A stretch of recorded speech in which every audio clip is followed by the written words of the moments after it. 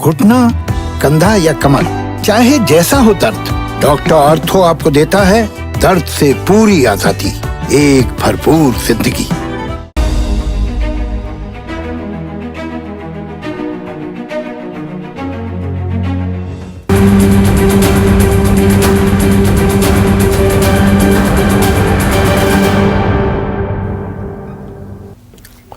नमस्कार, मैं हूं संदीप चौधरी। आज सबसे बड़ा सवाल में हम बात करेंगे कोरोना की, इस संकट काल की, संक्रमण काल की, आपदा काल की, जो थमने का नाम नहीं ले रहा है। अब दूसरी लहर, दूसरी वेव का हम सामना कर रहे हैं और जो आंकड़े आ रहे हैं, पहली वेव में भी ऐसे आंकड़े हमने नहीं देखे थे। जब हम घर में भी बंद थे, हमने ताली भी बजाई, थाली भी बजाई, दिए भी जलाए। पिछले 24 घंटे का आंकड़ा आपके सामने पेश कर रहा हूं। 1,45,384 मामले सामने आए हैं। अभी हफ्ता भी नहीं हुआ मुझे आखिरी कार्यक्रम किए कोरोना पर, तब आंकड़ा 81,000 का था। अब 1,45,384, 794 लोगों की मौत भी हुई। ये पिछले 24 घंटे के मैं आंकड़े आपको बता रहा हूं। महाराष्ट्र में 58,993 मामले सामने आए हैं, अकेले महाराष्ट्र में।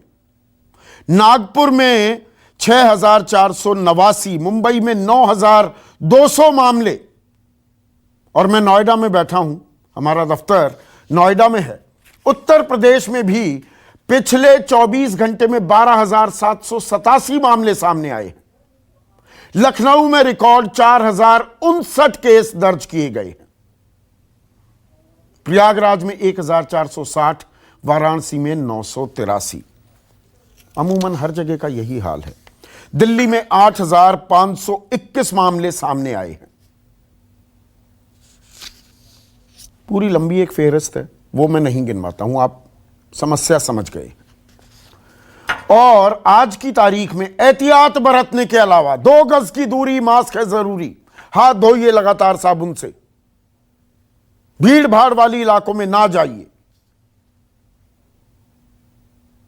लॉकडाउन के नाम पर जो तमाशा चल रहा है वो भी मैंने आपको बताया है कि कर्फ्यू रात को लगाया जाता है, मानो रात को ये कोरोना वायरस नहीं चलता है। गाड़ी में अकेले भी बैठे हैं तो मास्क नहीं लगाया तो जुर्माना हो जाएगा। चुनावी रैलियों में खुलकर प्रचार प्रसार हो रहे हैं, हजारों की भीड़ इकट्ठा हो रही है, कोई 2 गज की दूरी नहीं, कोई मास्क नहीं। नेता भी मास्क नहीं लगा रहे हैं, सभी पार्टियों के।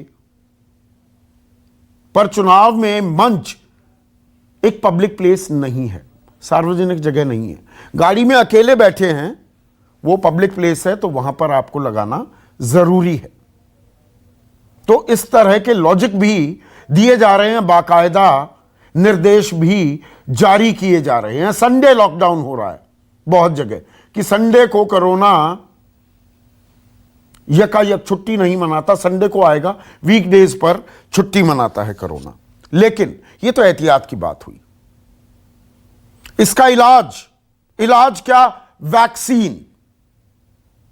और हमने ताल ठोकी और सलाम भी किया अपने वैज्ञानिकों को कि कोविड शील्ड और कोवैक्सीन, ये 2 वैक्सीन हमारे देश में बनी और टीकाकरण चल भी रहा है। ये जो टीकाकरण अभियान है, बहुत से लोगों ने पहले थोड़ा बहुत एक डिसइंटरेस्ट दिखाया या उनको थोड़ा डर भी था कि भाई कुछ इधर उधर ना हो जाए, लेकिन अब लोग लगवा रहे हैं। 8 करोड़ से ज्यादा लोगों ने वैक्सीन, बल्कि मैं कहूं 9 अप्रैल तक का आंकड़ा है, 9 करोड़ 43 लाख लोगों ने वैक्सीन लगवा ली है। और वैक्सीन से ही आपको निजात मिलती है। अगर आपको कोरोना हो भी जाता है, और हो रहा है लोगों को 2 डोजेज लेने के बाद भी, और बहुतेरे डॉक्टर्स, सर गंगाराम अस्पताल, अलग अलग अस्पतालों की खबरें आपने देखी होंगी, लेकिन जो सिवियरिटी है, जो गंभीरता है इस अटैक का, वो कम हो जाता है। तो वैक्सीनेशन जरूरी है। अभी तक हमारे देश में जैसा मैंने आपको बताया 9 करोड़ 43 लाख लोगों ने वैक्सीन लगवा ली है, लेकिन वैक्सीन की जबरदस्त किल्लत भी महसूस की जा रही है। हमने दावा किया कि हम दुनिया भर को वैक्सीन दे रहे हैं, 76 से ज्यादा मुल्कों को भारत वैक्सीन दे रहा है, कि सिर्फ अपने ही देश में नहीं, हम दूसरे देशों की भी मदद कर रहे हैं। चीन कोरोना फैलाता है, भारत कोरोना से लड़ने में पूरी दुनिया की मदद कर रहा है। यह सुनने में बड़ा अच्छा लगा, लेकिन अब इसका दूसरा पहलू भी सामने आ रहा है। दूसरा पहलू क्या है, उसकी मैं आपको बानगी दे दूं। अलग अलग राज्यों में आज की तारीख में कितनी वैक्सीन बची हैं। आंध्र प्रदेश में 1.25 दिन वैक्सीन ही बची हैं, उसके बाद वैक्सीन की डोजेस नहीं है। बिहार में 1.5 दिन, उत्तर प्रदेश में 2.5 दिन, उत्तराखंड में 3 दिन, उड़ीसा में 3.25 दिन, मध्य प्रदेश में 3.5 दिन, महाराष्ट्र में लगभग 4 दिन, राजस्थान में 4 दिन, पश्चिम बंगाल में 5 दिन, छत्तीसगढ़ में 5.25 दिन, दिल्ली में 5.25 दिन। मतलब आज की तारीख में हमारे देश में अब 1 करोड़ 97 लाख डोजेस बची हैं। हर दिन करीब 34 लाख वैक्सीन लगाई जाती हैं, तो मोटा मोटा अनुमान लगाएं हफ्ते भर में सारा स्टॉक खत्म हो जाएगा, वैक्सीन ही नहीं बचेंगी। हमने दुनिया भर के देशों का, और ये मैं संसद में जो आंकड़ा दिया गया उसको कोट करना चाहूंगा। केंद्रीय मंत्री, विदेश राज्य मंत्री वी मुरलीधरन ने बताया, ये 24 मार्च को उन्होंने बताया था, 21 मार्च तक भारत ने वैक्सीन की कुल 6 करोड़ खुराक दूसरे देशों को दी। हमारे यहां 2 करोड़ से भी कम बच गई हैं, 6 करोड़ तो हमने बाकी दुनिया को बांट दी। पिछले 20 दिनों में थोड़ा कम हुई है बाहर भेजने की तादाद, लेकिन 45 लाख डोजेस हमने और बाहर भी भेज दी हैं, पाकिस्तान को भी भेज रहे हैं। लेकिन यहां पर किल्लत है वैक्सीन्स की, और इस पर राजनीति हो गई है, जबरदस्त राजनीति हो रही है। राहुल गांधी ट्वीट करके सवाल उठाते हैं, बढ़ते कोरोना संकट में वैक्सीन की कमी एक अति गंभीर समस्या है, उत्सव नहीं। अपने देशवासियों को खतरे में डालकर वैक्सीन एक्सपोर्ट क्या सही है? केंद्र सरकार सभी राज्यों को बिना पक्षपात के मदद करे, हम सबको मिलकर इस महामारी को हराना है। और उत्सव का जिक्र किया है, यह मैं आपको बताना भूल गया। प्रधानमंत्री मोदी ने आह्वान किया है सभी राज्यों से कि देखिए, कल से और 14 तारीख तक वैक्सीन उत्सव मनाया जाए। 11 अप्रैल यानी ज्योतिबा फूले जी की जन्म जयंती से लेकर 14 अप्रैल बाबा साहिब की जन्म जयंती के बीच हम सब टीका उत्सव मनाएं। एक विशेष अभियान चलाकर ज्यादा से ज्यादा एलिजिबल लोगों को वैक्सीनेट करें। तो टीका उत्सव मनाने की तैयारियां हो रही हैं। उत्तर प्रदेश ने तैयारियां कर ली हैं, स्टॉक बचा है 2-2.5 दिन का। तो ये वो बात हो गई कि आप दिवाली मनाने चले, लेकिन दिए नहीं है, ना तेल है, ना बाती है। या ये ज्यादा कड़वी बात मैं कह रहा हूं। महाराष्ट्र में सबसे ज्यादा केसेस चल रहे हैं, और महाराष्ट्र में वैक्सीन को लेकर जबरदस्त राजनीति हो रही है। सामना जो मुखपत्र है शिवसेना का, उसने क्या आरोप लगाया है? उत्तर प्रदेश को 44 लाख, मध्य प्रदेश को 33 लाख, गुजरात को 16 लाख, कर्नाटक को 23 लाख, हरियाणा को 24 लाख, झारखंड को 20 लाख और महाराष्ट्र के हिस्से में रोते रोते किसी तरह से 17 लाख डोज आई हैं। महाराष्ट्र में कोरोना का संक्रमण सबसे ज्यादा होने के बावजूद केंद्र का इस तरह से पक्षपाती बर्ताव मानवता के अनुरूप नहीं है। केंद्रीय स्वास्थ्य मंत्री डॉक्टर हर्षवर्धन, वो भी कूदे थे 3 दिन पहले, और हिदायत और स्टैंडर्ड ऑपरेटिंग प्रोसीजर की बात करते करते जो विपक्षी राज्य हैं, यानी कि वो राज्य जहां पर विपक्षी दलों की सरकारें हैं, उन पर भी जिम्मेदारी कर दी कि ये अच्छी तरह से टेस्टिंग नहीं कर रहे, अच्छी तरह से टीकाकरण नहीं हो रहा। खास उन्होंने महाराष्ट्र का और छत्तीसगढ़ का नाम लिया था। सवाल ये है, ये बीमारी पूरे देश के लिए एक महामारी है। कोरोना कोई भेदभाव नहीं करता है कि ये बीजेपी शासित राज्य है, ये किसी और के शासित राज्य है, कोई भेदभाव नहीं करता।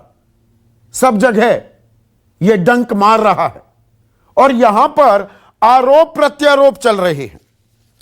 अब केंद्रीय मंत्री रविशंकर प्रसाद ने निशाना साधा राहुल गांधी पर कि देखिए कांग्रेस शासित राज्यों में कोई कमी नहीं है, राहुल अपनी पार्टी की सरकारों को वसूली करने से रोके। अब वसूली की बात आ गई। महाराष्ट्र में आप चल रहा है ना वो पूरा प्रकरण वजह और परमवीर सिंह का। राहुल गांधी ने अभी तक टीका क्यों नहीं लगवाया, यह सवाल भी पूछ लिया गया। वो लगवाना नहीं चाहते या विदेश में जाकर लगवाएंगे या लगवा लिया है। तो इस राजनीति से हम कोरोना से लड़ेंगे क्या? ऐसे में आज का सबसे बड़ा सवाल, दुनिया को बांट रहे हैं वैक्सीन, देश में कमी। सबसे पहले देशवासियों को लगना चाहिए ना, और अभी तो 45 से ऊपर के लगने की ही बारी है और 9 करोड़ 43 लाख को ही लगा है। इस रफ्तार से चलते रहे तो सालों लग जाएंगे सबको वैक्सीनेट करने में। और कोरोना से मिलकर क्यों नहीं लड़ते सियासी दल? यह सियासी लड़ाई है या यह एक महामारी है? चर्चा में मेरे साथ बीजेपी की तरफ से आलोक वत्स, उन्हीं के सहयोगी हैं, जेडीयू मिलकर सरकार चला रहे हैं बिहार में, डॉक्टर भी हैं, डॉक्टर अजय आलोक, वो चर्चा में जुड़ने वाले थे। अभी अभी मेरे पास मैसेज आया उनका, उनके घर में किसी को कोरोना हो गया है तो वो शामिल नहीं हो पाएंगे। हम जेडीयू के किसी और नेता से भी संपर्क साध रहे हैं। कांग्रेस की राष्ट्रीय प्रवक्ता सुप्रिया श्रीनेट मेरे साथ हैं। एनसीपी अहम घटक है, सरकार चला रहे हैं, साझा सरकार महाविकास अघाड़ी महाराष्ट्र में, महाराष्ट्र बड़ी चर्चा में है। तो महेश तपासे मेरे साथ हैं और 2 experts, doctor Arvind Kumar chairman है centre for chest surgery Medanta में, और डॉक्टर एम वली जाने माने डॉक्टर। डॉक्टर अरविंद, मैं राजनीतिक आरोप प्रत्यारोप में जाऊं, मैं आपसे एक सेंस लेना चाहूंगा। यह हेल्थ मिनिस्ट्री की रिपोर्ट मैंने निकाली है, अलग अलग जगह जो हमें जानकारी मिली है। देश में 2 करोड़ से भी कम डोजेस बच गई हैं वैक्सीन की, दोनों वैक्सीन की। हफ्ते भर में सारा हमारा स्टॉक खत्म हो जाएगा। हम दुनिया भर को बांट रहे हैं, हमारे यहां ही कमी है। यह कमी दरअसल कमी है क्या? आपने भी ये महसूस की है, आप खुद डॉक्टर हैं। जी पहले तो इस शो में बुलाने के लिए आपका धन्यवाद। श्रोताओं को नमस्कार। जो कमी की बात है वो आज की जो रिपोर्ट्स हैं वो कुछ राज्यों में कुछ सेंटर्स को बंद कर दिया गया है ये कहकर कि वहां वैक्सीन की कमी है। तो न्यूज के अनुसार जरूर उन जगहों पे कमी है, लेकिन मैं आपको ये भी बताना चाहूंगा कि इस समय जो कोविशील्ड सीरम इंस्टीट्यूट की प्रोडक्शन कैपेसिटी है करीब करीब 5 करोड़ पर मंथ की है, कोवैक्सीन की 1 करोड़ पर मंथ की है, कुल मिला के बना करीब 6 करोड़। और दोनों ने प्रॉमिस किया है कि अगले 1-2 महीने के अंदर वो इसको 10 करोड़ से 10 करोड़ करेंगे। बिल्कुल सही कह रहे हैं जी। और साथ में मुझे नहीं, उसके लिए एक और चीज मैं जोड़ दूं डॉक्टर अरविंद, आपकी इजाजत से।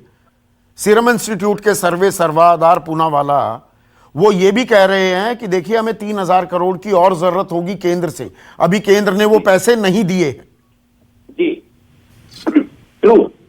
तो ये जो पैसे की बात थी, इस पे आपने एक इशू रेज किया था कि हमने कुछ वैक्सीन एक्सपोर्ट भी की हैं। तो मैं बिना किसी पॉलिटिकल कंट्रोवर्सी में जाए जस्ट एज ए डॉक्टर ये कंधे करार करना चाहूंगा कि जब ये सब कुछ शुरू हुआ था तो एक WHO की तरफ से एक कोवैक्स करके एक अलायंस बना था जिसमें कई सारे कंट्रीज ने मनी कंट्रीब्यूट किया था इन एडवांस, वैक्सीन की डोजेजेस परचेज की थी एट हायर रेट और पैसा कमिट किया था, और वो पैसा सीरम इंस्टीट्यूट की फैसिलिटी को रैंप अप करने में यूज हुआ है। तो एक तरह से उन लोगों को जिन्होंने ऑलरेडी पैसा दिया हुआ है पहले, उनको उनकी प्रॉमिस डोजेस सप्लाई करना ये एक तरह का मॉरल कमिटमेंट होगा। तो मतलब ये करार था, ये कोई हम दरियादिली नहीं दिखा रहे थे डॉक्टर अरविंद। यहाँ पर पॉलिटिकल नैरेटिव ये भी चलता है, देखो हम बाकी देशों की भी मदद कर रहे हैं, वो तो करार था, वो हमें पूरा करना ही था। इसीलिए 6 करोड़ 45 लाख डोजेस हमने दी और हमने अपने 9,43,000, अभी मेरे प्रोड्यूसर बता रहे हैं आज का ताजा आंकड़ा, ये 9 अप्रैल का आंकड़ा बताया था, अब 10 करोड़ से ज्यादा लोगों की वैक्सीनेशन हो गई है। जी, तो उसमें कुछ जो गया है वो करार का हिस्सा था, लेकिन कुछ कंट्रीज को करार के अलावा भी, जैसे आपने वर्ड यूज किया दरिया दिली, तो वो भी गई है। लेकिन मैं ये कहना चाहूंगा कि इस समय जो कमी हुई है, मुझे लगता है वो कहीं ना कहीं कुछ डिस्ट्रीब्यूशन की इशू है, और मेरी एज ए डॉक्टर मान्यता है कि आने वाले चंद दिनों में ये सब जगह सप्लाई रेस्टोर हो जाएगी और ये वैक्सीनेशन ड्राइव पुनः शुरू हो जाएगा पूरे जोर शोर से। पर कमी है ना, अभी हमारे यहां कमी है डॉक्टर वली, और उस पर राजनीतिक जूतम पेजार हो रही है कि हमारे यहां वैक्सीन दो, केंद्र कहता है कि नहीं आप ढंग से वैक्सीनेशन नहीं कर रहे हैं। हकीकत तो कहीं बीच में झूल रही है ना, और आम आदमी परेशान हो रहा है इसमें। और बात हो रही है कि टीका उत्सव मनाया जाए। टीका उत्सव तो तब मनाएंगे ना कि टीका लग रहा हो आसानी से जाकर, स्टॉक खत्म ना हो रहा हो। सबके लिए तो ज्यादा जरूरी है कि सरप्लस में हो, सरप्लस में तो है ही नहीं। तो अभी जो एकदम से ये सब चारों तरफ से, पहले तो महाराष्ट्र से डिमांड आ रही थी, शॉर्टेज दिखा रहे थे, अभी एकदम से सब तरफ से और जगह से भी आने लगी डिमांड। तो इसका मतलब ये हुआ कि कहीं ना कहीं प्रोडक्शन लाइन में, सप्लाई लाइन में, जैसे कि लॉजिस्टिक लाइन भी है इसकी पार्ट, और हमारी डिमांड में फर्क आ गया। उसका एक रीजन तो ये है, जो कि मेरे नजदीक रिसेंटली डेवलप हुआ है, करार और ये दरियादिली के बाद डेवलप हुआ है, वो ये है कि लोगों ने इच्छा शक्ति डेवलप कर ली है वैक्सीन लगवाने की। शुरू में तो बहुत स्लो स्पीड से वैक्सीनेशन हुआ, इनकम्प्लीट रहा, टारगेट नहीं अचीव हुआ, और वैक्सीनेशन के लिए लोगों को मोटिवेट किया गया। अब थोड़ा थोड़ा लोगों की समझ में आ रहा है कि साहब वैक्सीनेशन फायदे की चीज है, तो लगवाना चाहिए, और हमें इससे इम्यूनिटी 2 महीने, 2.5 महीने, 3 महीने के बाद मिलेगी। अब लोग लगवाने आ रहे हैं, तो अब शॉर्ट हो गया। अब इसका कैलकुलेशन और इसका कोई वो, इसका होमोजीनियस डिस्ट्रीब्यूशन नहीं हो पाया, इसलिए ये सब जगह पे जहां जहां पे ये फूल लगे दिखाई दे रहे हैं, ये बड़ा शर्मनाक भी है एक तरह से कि साहब टीका खत्म हो गया।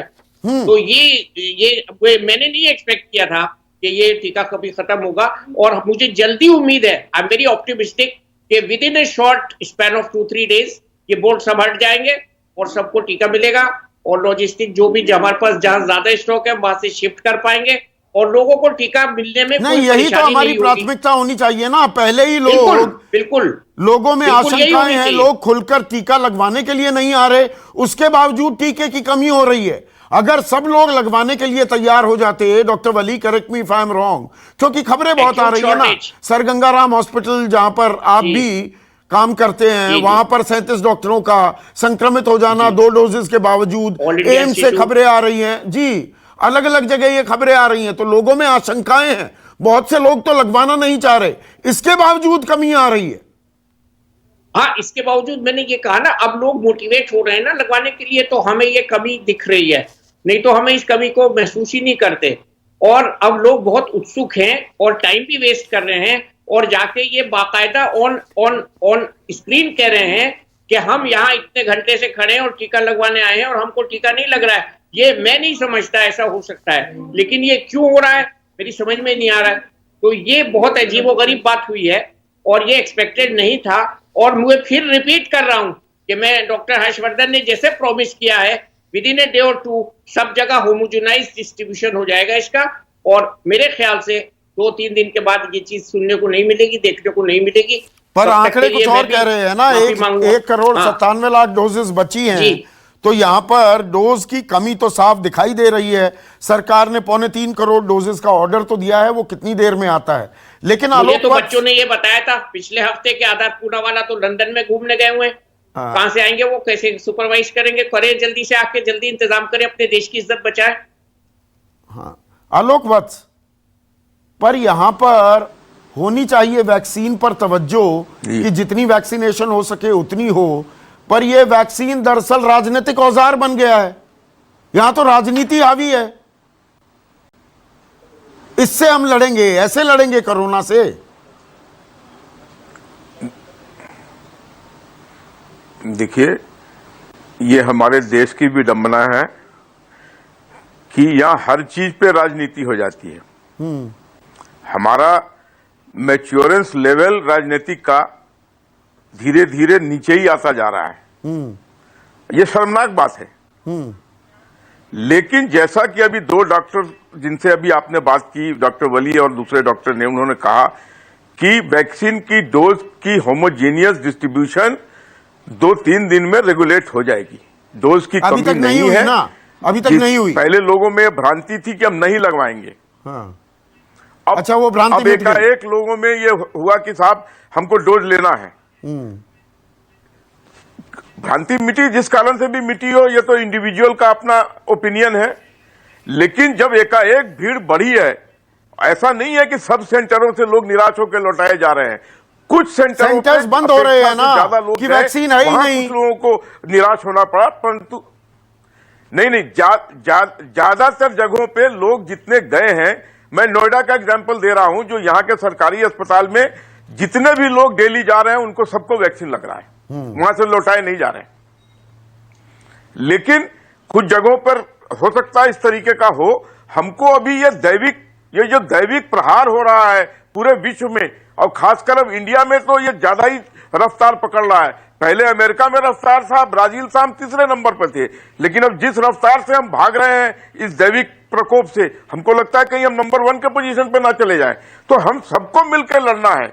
यह देश के राष्ट्रव्यापी संकट है, तो यहाँ सबको मिलकर लड़ना है। निशाना साधा जाता है विपक्षी शासित राज्यों से, मानो वो भारत के नहीं पाकिस्तान के हैं राज्य। अब आम आदमी पार्टी आप पर आरोप लगाती है कि 4.5 लाख डोज पाकिस्तान को देगी भारत सरकार। सरकार के लिए कौन जरूरी है, भारत जरूरी है कि पाकिस्तान जरूरी है? फिर इस तरह के ये राजनीतिक आरोप लगेंगे। देखिए,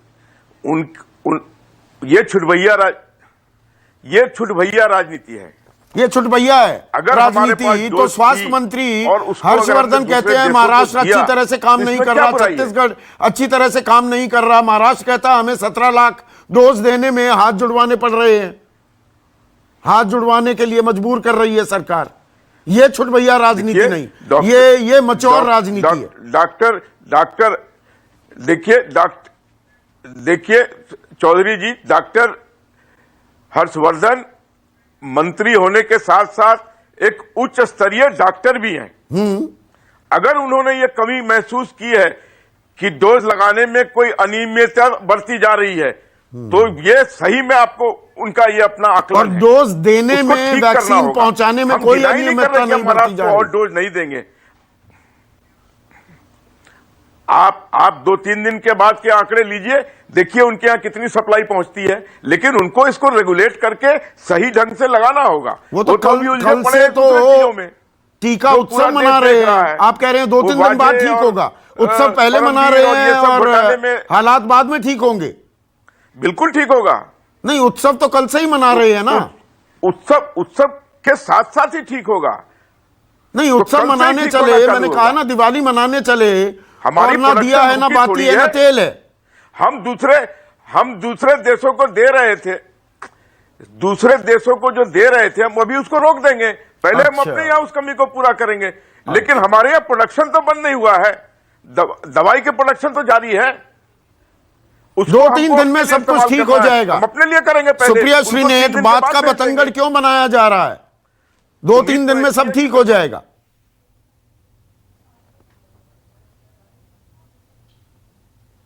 मुझे लगता है कि कोरोना वैक्सीन लगना या लोगों का इलाज होना कोई राजनीति का मुद्दा नहीं है। मैं 2-3 चीजें लेकिन जरूर बोलना चाहती हूँ।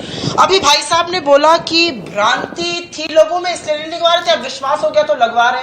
तो जब सरकार ने वैक्सीनेशन की ड्राइव शुरू करी थी तो क्या ये सोच के शुरू किया था कि भैया भ्रांति रहेगी, एक्सपोर्ट करते जाओ, लोग तो लगवाएंगे नहीं, जब विश्वास होगा तब देखा जाएगा। ये लैक ऑफ प्लानिंग कहा जाता है, इसको कुशासन कहा जाता है। दूसरा बड़ा सवाल मैं ये पूछना चाहती हूँ, उत्तर प्रदेश किस मुंह से, इनको शर्म आनी चाहिए उत्तर प्रदेश जैसे राज्यों को, ये किस मुंह से जा रहे हैं टीका उत्सव मनाने? योगी जी ने तो लखनऊ में प्राइवेट टेस्टिंग बंद कर दी थी, टेस्टिंग बंद करके आंकड़ों को घटाने का काम किया जा रहा है। ये करेंगे टीका उत्सव। टीका उत्सव में टीके आएंगे कहां से, ये सवाल कोई नहीं पूछ रहा है। आपके पास वैक्सीन है। मैं तीसरी बड़ी बात ये पूछना चाहती हूँ और ये मैं पूरे सम्मान से बोलना चाहती हूँ, महाराष्ट्र की जनसंख्या है लगभग 12 करोड़। बिहार जहां पर भाजपा शासन है जेडीयू के साथ, उसकी जनसंख्या है करीब 13 करोड़। परसों के आंकड़े, अभी मैं मुझे आंकड़े नहीं बता पाऊंगी, लेकिन परसों के आंकड़े के अकॉर्डिंग महाराष्ट्र ने 90 लाख से ज्यादा लोगों को टीकाकरण किया, बिहार में 40 लाख लोगों को टीके लगे। ये किस मुंह से बनाएंगे उत्सव भाई, पहले तो मुझे ये बताइए। और इससे बड़ी भी समस्या मैं आपको और बता दूं संदीप जी, डॉक्टर्स आपके पैनल पे ही आपको बताएंगे, रेमडेसिविर की जबरदस्त शॉर्टेज चल रही है, बेड्स की जबरदस्त शॉर्टेज है, इक्विपमेंट की शॉर्टेज है। और मैं 30 सेकंड में एक बात और बता दूं, पृथ्वीराज चौहान ने एक डॉक्यूमेंट निकालकर बोला है, पार्लियामेंट का आंसर है ये, हमारा डेटा नहीं है, गवर्नमेंट डेटा है, जो आपको बताता है कि सिर्फ वैक्सीन देने में सौतेला व्यवहार नहीं किया जा रहा है, सारे मेडिकल इक्विपमेंट्स में किया गया है। पर 1000 कोविड पेशेंट, ये सरकार का आंकड़ा है, गुजरात को 9600 N95 मास्क मिले, यूपी को 3900 मिले, महाराष्ट्र को 1560 मिले पर 1000 कोविड पेशेंट। महाराष्ट्र में पेशेंट सबसे ज्यादा थे। वेंटिलेटर गुजरात को 13 मिले, यूपी को 7 मिले, महाराष्ट्र को 2 मिले। पीपीई किट गुजरात को 4951 मिली, यूपी को 2500 मिली और महाराष्ट्र को मात्र 223 मिली पर 1000 कोविड पेशेंट। ये सौतेला व्यवहार नहीं है और ये हमारा डेटा नहीं है, ये सरकार का पार्लियामेंट में दिया हुआ डेटा है। तो 130 करोड़ के देश में कोई ये तो नहीं है कि सारे टीके महाराष्ट्र में चले जाएंगे, और राज्यों में भी टीके जाने हैं ना। सुप्रिया, बाल की खाल निकाली जाएगी, राजनीति ही हावी रहेगी, तो ऐसे हम कोरोना से लड़ेंगे। फिर सवाल पूछे जाएंगे ना कि राहुल गांधी टीका क्यों नहीं लगवाते, या लगवाया है क्या। सवाल पूछ रहे हैं, वसूली में अगर आपकी सरकार मशगूल रहेगी तो टीकाकरण कैसे करेगी। एक्चुअली दिक्कत ये ना कि सरकार के लोग नीति, नियम, कानून और रणनीति करने के बजाय ट्रोल करने चले आते हैं। अगर यही मंत्री थोड़ा अपने विभागों पर ध्यान दे तो काम चलेगा। ये लोग ट्रोल मंत्रालय चलाते हैं और इसीलिए ऐसे सवाल भद्दे पूछते हैं। मैं बताती हूँ, उसका जवाब भी आपको दे देती हूँ। हम बाल की खाल बिल्कुल नहीं उधेड़ रहे हैं।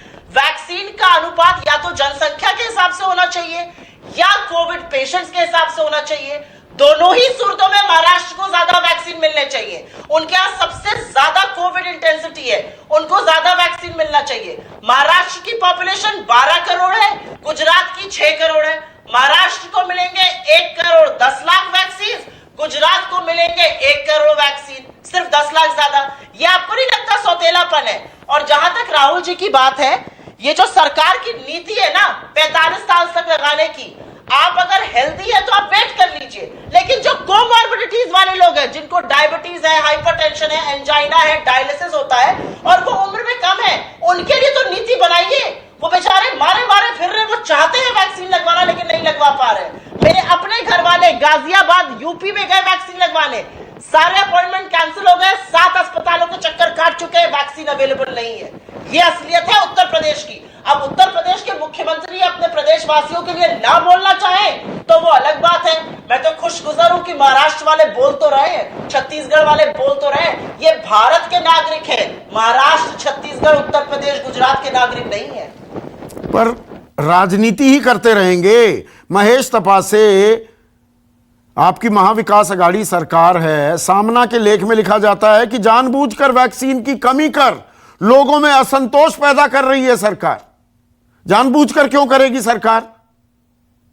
एक लिमिटेड सप्लाई है ना, वही तो जाएगी और उसमें दिक्कत होंगी तो उसको दुरुस्त किया जाएगा। दोनों साथ मिलकर, केंद्र और राज्य सरकारें साथ मिलकर लड़ेंगी तो कोरोना को हरा पाएंगे ना। नमस्कार संदीप जी, सबसे पहले तो धन्यवाद मुझे बुलाने के लिए।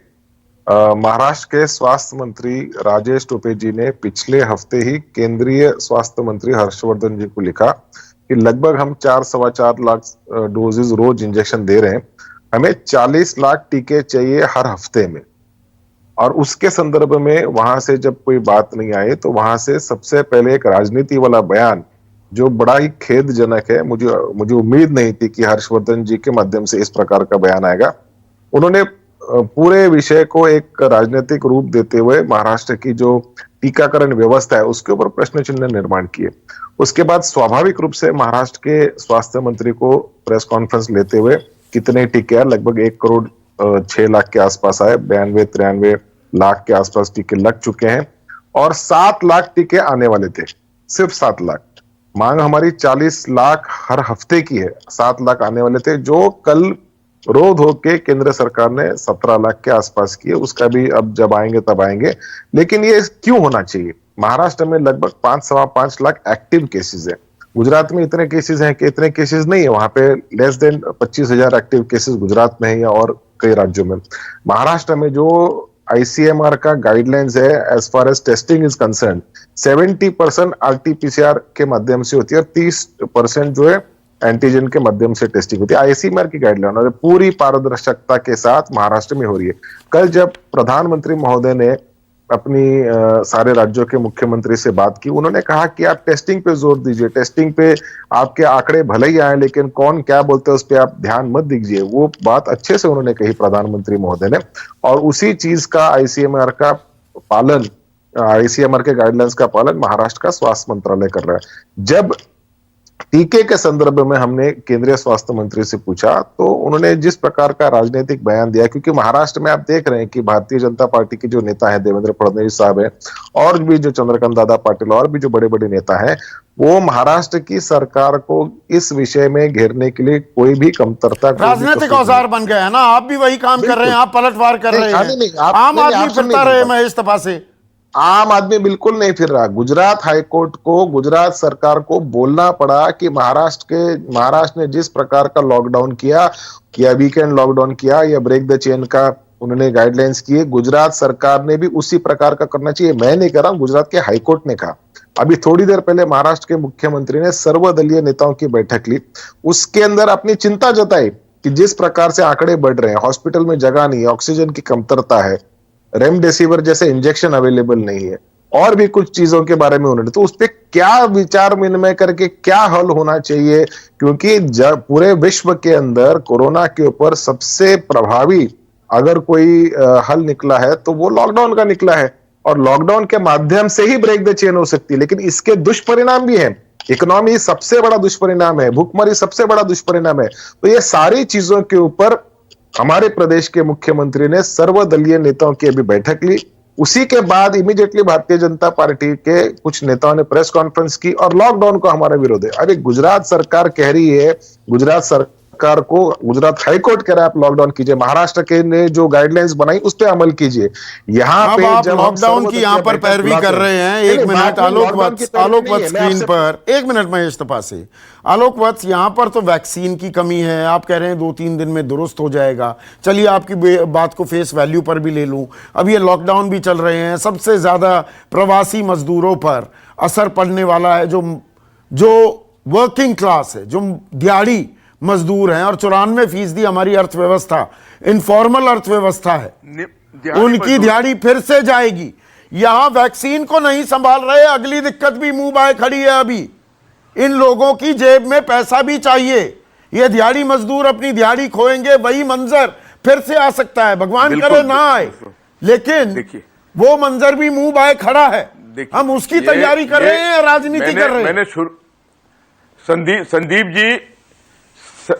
संदीप जी, मैंने शुरू में कहा था कि ये दैविक प्रहार है, इसके लिए कोई आदमी उतना रेडी नहीं था। ये किस वेग में, जैसे बाढ़ है, बाढ़ किस वेग में आएगी वो पता नहीं था।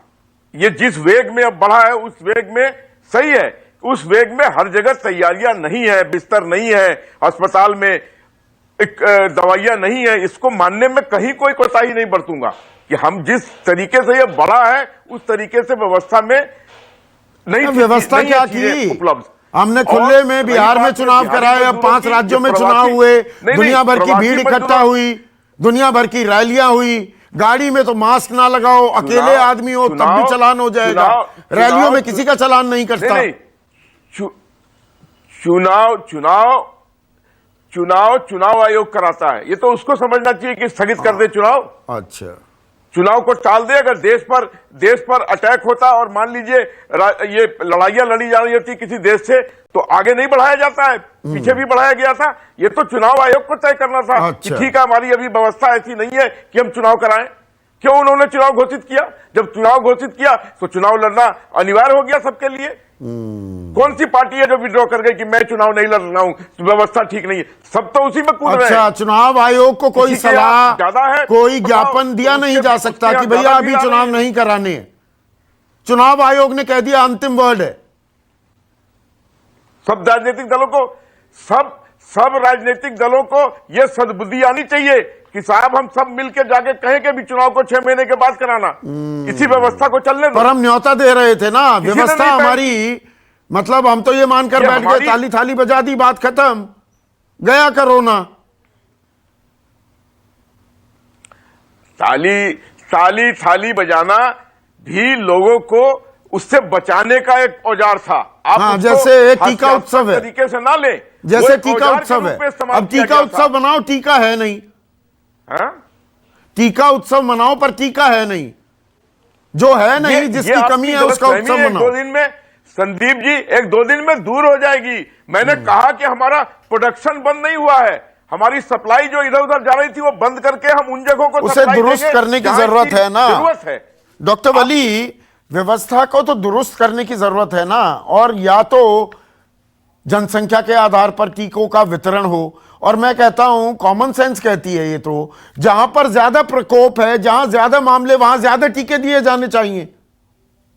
हाँ, गलत तो नहीं इसकी मैं कोई कह रहा, मैं डॉक्टर तो नहीं नहीं, हूं ना, मैं साइंटिस्ट हूं नहीं, डॉक्टर वली। नहीं, इसकी कोई राशनिंग नहीं कर सकते। आज हम पता नहीं लगा सकते कल कितना कंजम्पशन आएगा, कल कितने लोग टीके लगवाने आएंगे। इट इज एक्चुअली मैं तो ये वर्ड यूज करूंगा कि सारे सेंटर को आप फ्लड कर दीजिए टीकों से, खूब सप्लाई कर दीजिए, और इसमें ऐसी कोई शेल्फ लाइफ का भी इश्यू नहीं है। सिर्फ ये है कि वहां पे टीका बेकार ना हो, इसकी एहतियात सबको बता दी गई है। टीका का वेस्टेज नहीं होना चाहिए, इसके अलावा आपके कोल्ड स्टोरेज में रखे इस्तेमाल हो जाएंगे। टीका तो लगना ही लगना है, लगना ही लगना है। आपको घर जाके भी लगाने की बात हो रही है, दफ्तर में जाने की बात हो रही है, लोगों को बुला बुला के लगाने की बात हो रही है। ऐसा तो कुछ है ही नहीं टीके में, और कोई वो अब डर भी नहीं है, लोगों को डर भी निकल गया है। लेकिन ये अब टीके के को छोड़े हम, तो दूसरा पहलू भी बहुत खतरनाक हो रहा है, जो शमशान घाटों में भीड़ लग रही है और सड़क पे इलाज हो रहा है, ट्रॉली के ऊपर ड्रिप लग रही है। ये भी मंजर आज सुबह देखने को मिले। तो ये आपे से बाहर हो रहा है कोरोना, और सीरियस मामला है। आप जो ये शाम को 1 घंटे की फिक्र लेके बैठते हैं, हमको सभी एस्पेक्ट पे फिक्र करनी है कि किस तरह से हमको कोविड एप्रोप्रिएट बिहेवियर को वापस लाना है सोसाइटी में, और इस कोरोना से लड़ाई को लड़ना है। नहीं तो 15 दिन के अंदर ये बिल्कुल खून खराबा हो जाएगा। हम लोग पहले भी ये चीज डिस्कस करते रहे हैं, और इस बार का तो प्रकोप बहुत ज्यादा तेज है, बहुत आपे तो से बाहर हो रहा है मतलब ये कोरोना। राजनीतिक छीछा लेदर के बजाय डॉक्टर हाँ, वली, सब ये तो इकट्ठे हो सबको जाओ। साथ आना होगा ना। हाँ, बिल्कुल इकट्ठे हो जाइए सब, और इससे लड़िए। नहीं तो ये बहुत बहुत तेल निकाल लेगा हमारा। और ऐसा थोड़ा है कि एक राज्य में हो गया, चलिए वहां पर आप ध्यान नहीं देंगे। सारे राज्य आपस में इंटरकनेक्टेड हैं, लोग एक राज्य से दूसरे राज्य जाते हैं। दिल्ली वाला मुंबई जाता है, मुंबई वाला दिल्ली आता है, कोई कलकत्ता जाता है, कोई बेंगलुरु जा रहा है। It is spreading very fast, और ऐसा फैल रहा है कि घर में अगर 10 लोग हैं तो 10 को एक साथ हो रहा है। पिछली बार तो रियायत करता था कोरोना, कहता था अगर घर में 10 लोग हैं तो मैं 2 को संक्रमित करूंगा, 8 को छोड़ दूंगा। अब के कह रहा है 10 के 10 को करूंगा। ये बहुत, इसका प्रकोप जो है दुर्भाग्यपूर्ण है, बहुत शदीद है। डॉक्टर अरविंद, जो ये प्रेशर है डॉक्टर्स पर और इंफ्रास्ट्रक्चर पर, बेड की अवेलेबिलिटी, वेंटिलेटर्स, आईसीयू में, क्या उसका दबाव महसूस होने लगा इस बढ़ते संक्रमण का? 1,45,000 आंकड़ा पहुंच गया है। संदीप जी, दबाव नहीं, हम एक्चुअली इस समय ऐसी स्थिति में हैं कि वेंटिलेटर्स के मामले में मैं कहूंगा हम करीब करीब सैचुरेशन पॉइंट पे हैं इस समय दिल्ली के अंदर, और आईसीयू बेड के मामले में सैचुरेशन पॉइंट पे हैं हम। वैसे कोविड बेड के मामले में सैचुरेशन पॉइंट पे हैं, और उसका सबसे बड़ा मापदंड होता है कि सुबह 5 बजे से हम लोगों के फोन बजने लगते हैं कि सर प्लीज वेंटिलेटर का अरेंजमेंट करा दीजिए, बेड का। 8 सुबह से मेरा फोन नॉन स्टॉप बजने जा रहा है। मैं कहीं ना कहीं और आपसे शेयर करूंगा, कोशिश के बावजूद भी अभी बेड दिलवाने में मुश्किल हो रही है। तो स्थिति बहुत गंभीर है नंबर्स के मामले में, और इस समय हम सबकी सख्त जरूरत है कि सरकार लॉकडाउन करे या ना करे, हम लोगों को सेल्फ इम्पोज लॉकडाउन में जाके घर के अंदर बैठ जाना चाहिए। अगर ये नंबर इसी तरह बढ़ते रहे तो शायद हमें सड़कों पर बिस्तर लगाने की नौबत आएगी। But it is easier said than done. Supriya, आप बिजनेस जर्नलिस्ट रही हैं कि घर में लॉकडाउन कर लें, आप कर सकती हैं, मैं भी कर सकता हूं, मैं वर्क फ्रॉम होम भी कर सकता हूं, लेकिन जो रोज गड्ढा खोदता है, कुआं खोदता है और पानी निकालता है, जो रोज दिहाड़ी कमाता है, उसके लिए फिर से वो पिछले साल वाला खौफनाक मंजर आने वाला है। अभी तो हम वैक्सीन को लेकर ही एक आम सहमति नहीं बना पा रहे हैं और लोगों को पैसे की भी दिक्कत होगी, लोगों की दिहाड़ी जाएगी, उसके लिए तैयारी की सुगबुगाहट भी सुनाई देती है क्या आपको?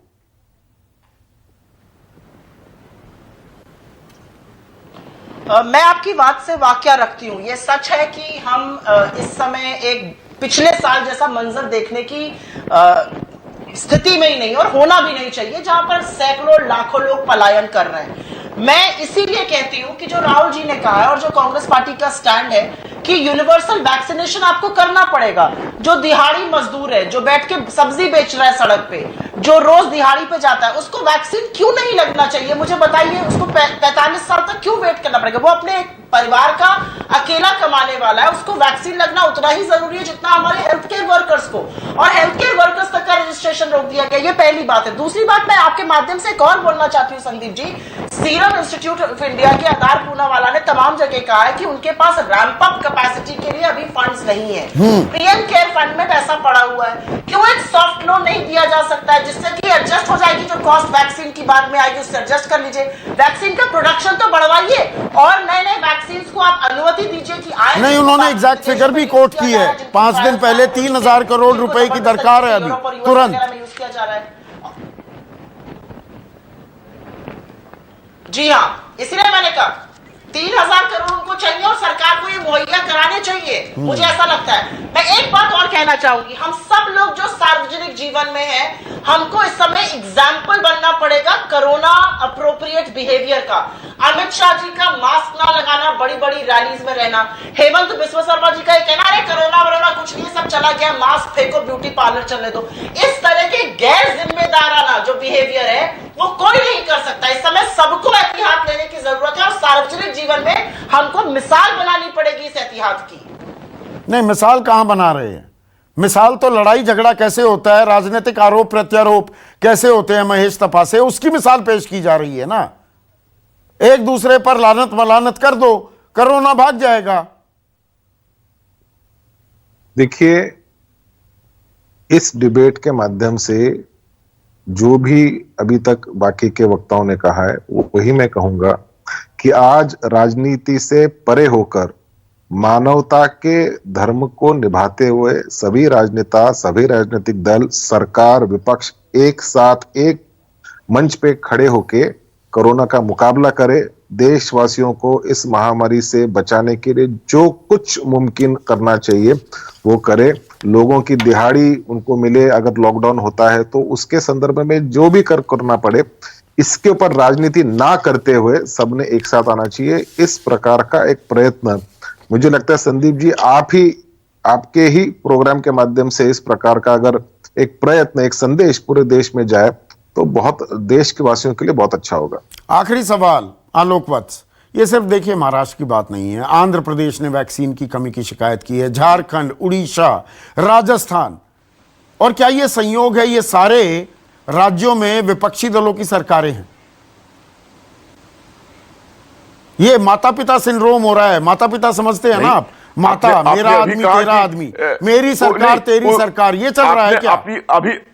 आपने अभी कहा कि आपने संदीप जी अभी कहा कि उत्तर प्रदेश में 1.5 दिन का वैक्सीन बचा है और राजस्थान में 4 दिन का वैक्सीन बचा है। तो भेदभाव कहां नजर आ रहा है यहाँ? उनका वो तो कांग्रेस, उत्तर प्रदेश ने शिकायत नहीं की ना, शिकायत कर रहे हैं महाराष्ट्र, आंध्र, झारखंड, उड़ीसा, राजस्थान। आप एक दो दिन में बी पॉजिटिव, 1-2 दिन में आप देखें कि स्थितियां बहुत बदलेंगी और कहीं पे भी वैक्सीन की कमी नहीं रहेगी। नहीं, मैं पॉजिटिव रहता हूं और वैसे भी ऑन अ लाइटर नोट मेरा ब्लड ग्रुप भी बी पॉजिटिव है, तो मैं पॉजिटिव तो रहता हूं। लेकिन यहां पर सरकारों को, केंद्र और राज्य सरकारों को भी पॉजिटिव रहने की जरूरत है। कोरोना से मिलकर लड़ा जाए तभी इसको हरा पाएंगे। अगर इसमें राजनीति हम तलाशते रहेंगे जो हमारी राष्ट्रीय बीमारी है, तो इस महामारी से हम नहीं लड़ पाएंगे। ये बात हमें गांठ बांध लेनी चाहिए। नमस्कार। खास जड़ी बूटियों से बना पेट सफा आयुर्वेदिक चूर्ण आज ही ले आएं। पेट सफा पहली रात से ही असर दिखाता है और इसकी आदत भी नहीं पड़ती। पेट सफा, हर रोग दफा।